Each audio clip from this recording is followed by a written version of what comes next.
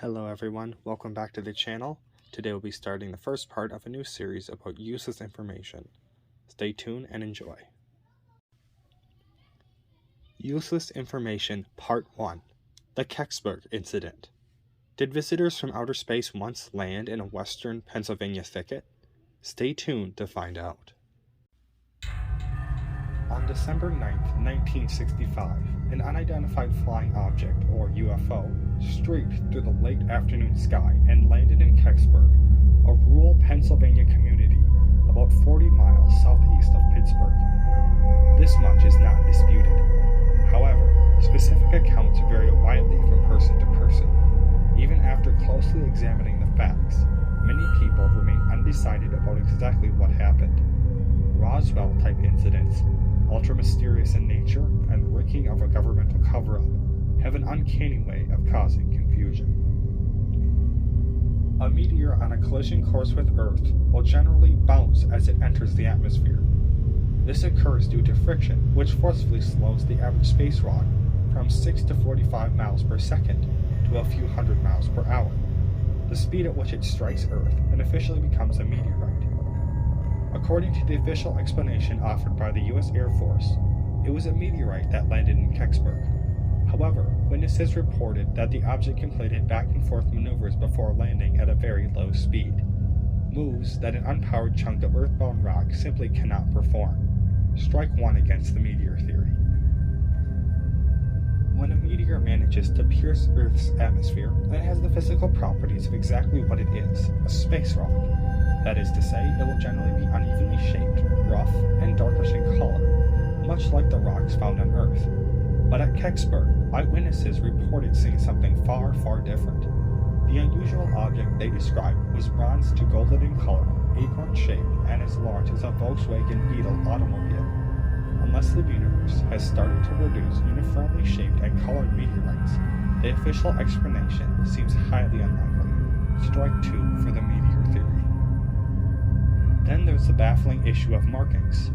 A meteorite can be chock full of holes, cracks, and other such imperfections.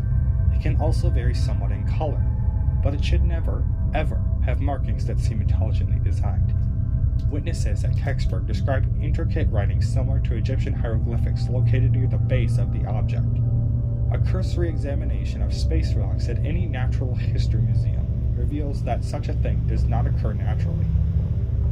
Strike three for the meteor theory. Logically following such a trail, could an unnatural force have been responsible for the item witnessed at Kecksburg? At least one man thought so.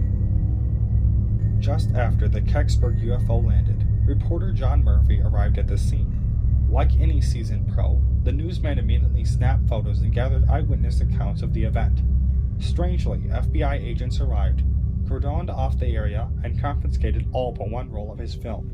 Undaunted, Murphy assembled a radio documentary entitled Object in the Woods to describe his experience. Just before the special was to air, the reporter received an unexpected visit by two men. According to a fellow employee, a dark-suited pair identified themselves as government agents and subsequently confiscated a portion of Murphy's audio tapes. A week later, a clearly perturbed Murphy aired a watered-down version of his documentary. In it, he claimed that certain interviewees requested their accounts be removed for fear of retribution at the hands of police, military, and government officials. In 1969, John Murphy was struck dead by an unidentified car while crossing the street. Like Roswell before it, we will probably never know for certain what occurred in western Pennsylvania back in 1965. The more that's learned about the case, the more confusing and contradictory it becomes.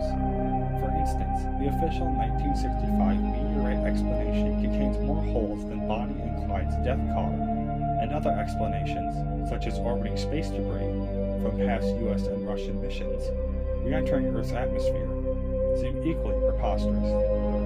In 2005, as a result of a news investigation launched by the Sci-Fi television network, NASA asserted that the object was a Russian satellite. According to a NASA spokesperson, documents of this investigation were somehow misplaced in the 1990s. Mysteriously, this finding directly contradicts the official Air Force version that nothing at all was found at the Kecksburg site. It also runs counter to a 2003 report made by NASA's own Nicholas L. Johnson, chief scientist for orbital debris. That document shows no missing satellites at the time of the incident. This includes a missing Russian Venus probe, since accounted for, the very item once considered a prime crash candidate. These days, visitors to Kecksburg will be hard-pressed to find any trace of the encounter. Perhaps that's how it should be, since speculation comes to an abrupt halt whenever concrete answer is provided. Kecksburg's reputation as Roswell of the East looks secure, at least for the foreseeable future. But if one longs for proof that something mysterious occurred there, they need look no further than the backyard of the Kecksburg Volunteer Fire Department. There, in all of its acorn-shaped glory, stands a full-scale mock-up of the spacecraft reportedly found in this peaceful town on December 9, 1965. There too rests the mystery, intrigue, and romance that have accompanied this alleged space traveler for more than 40 years.